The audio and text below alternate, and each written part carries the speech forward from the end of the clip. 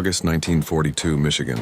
Inside the General Motors plant, beneath ringing steel and clouds of welding sparks, American engineers were building something no one quite believed in. A 2.5-ton GMC truck, fused with an upside-down boat hull. They called it the DUKW. The soldiers called it the ugly Duckling. They laughed, certain it would sink before it ever saw combat. But war doesn't care about looks. The Allies needed a machine that could swim through open seas, break the surf, and drive straight into battle.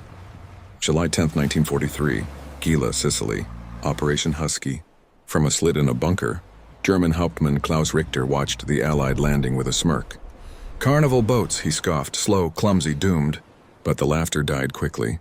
Sergeant Mac McMillan, driving a DUKW loaded with ammunition, rolled off the LST ramp and plunged into the Mediterranean.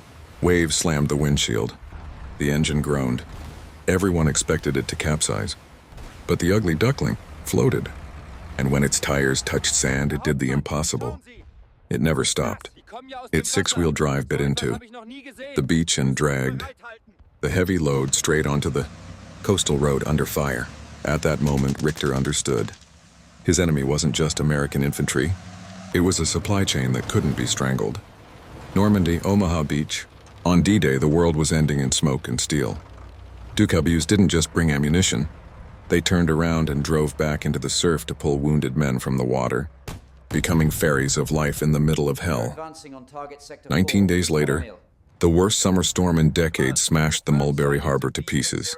Traditional landing craft were crippled, but the DUKWs, battered, flooding, fighting the towering waves, kept the lifeline open and saved the beachhead from collapse.